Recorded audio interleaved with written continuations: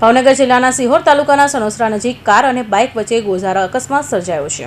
અકસ્માતમાં 2 લોકોને ગંભીર ઇજાઓ પહોંચી હતી, જેમાં એકનું ઘટના સ્થળે જ મોત થયું હતું, જ્યારે અન્ય એકનું સારવાર દરમિયાન હોસ્પિટલ ખાતે મોત નીપજ્યું છે।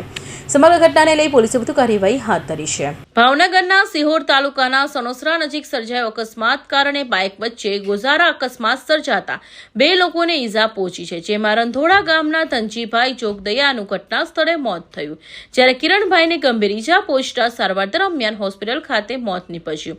અકસ્માતની ઘટનાને લઈ હોસ્પિટલ ચોકી ખાતે નોંધ કરી પોલીસે આગળની કાર્યવાહી હાથ ધરી છે। તમારું નામ? સીએમ ભોજ રંગોળા। શું બનાવ બન્યો, કઈ જગ્યાએ? બનાવમાં એવી ઘટના છે કે કિરણભાઈ ધનજીભાઈ જોગદિયા ગામ હળવતિયા અને ધનજીભાઈ મૂળાભાઈ જોગદિયા ગામ હળવતિયા બંને બાપ દીકરો સણોસરાથી હળવતિયા તરફ જતા હતા। સ્કોર્પિયો વાળાએ પૂરપાટ ઝડપે આવી અને બંને બાપ દીકરાને સ્થળ ઉપર પછાડી દીધેલ। અને ત્યારબાદ અત્યારે ક્યાં લાવવામાં આવ્યા છે અને શું પોઝિશન છે?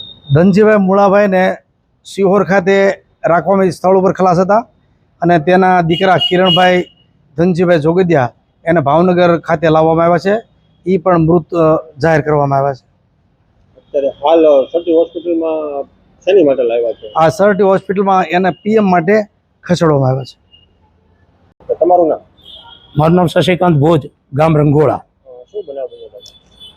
અમે અહીંયા ભાવનગર સમાચાર મળ્યા કે સોનગઢ પાસે સણોસરા પાસે પેટ્રોલ પંપ પાસે અમારા હળમતિયાના કિરણભાઈ ધનજીભાઈ જોગદિયા અને ધનજીભાઈ મૂળજીભાઈ જોગદિયા મોટરસાઇકલ ઉપર પસાર થઈ રહ્યા હતા। સામેથી પૂરપાટ ઝડપે સ્કોર્પિયો આવી અને બંનેને ઉડાડ્યા અને ગમખ્વાર ઘટના ઘટી છે, ગંભીર ઈજાઓ પહોંચાડી છે। ત્યાંથી અમને પ્રથમ સિહોર સારવારમાં લાવ્યા, સારવારમાં ત્યાં લાવ્યા, ત્યાં ધનજીભાઈને મૃત જાહેર કરવામાં, વધુ સારવાર માટે કિરણભાઈને ભાવનગર સરટી હોસ્પિટલ લાવ્યા, તો અહીંયા લાવ્યા પછી પણ અહીંયા સરટી હોસ્પિટલના ટ્રોમા સેન્ટરમાં ડૉક્ટરોએ એને મૃત જાહેર કર્યા છે। ત્યારબાદ આગળની કાર્યવાહી છે? હવે આગળની કાર્યવાહીમાં મૃત જાહેર કર્યા પછી અહીંયા પીએમ રૂમમાં લાવ્યા છે અને પીએમ કરવા માટેની કાર્યવાહી અત્યારે ચાલુ છે। ફિરોજ મલેક, ભાવનગર।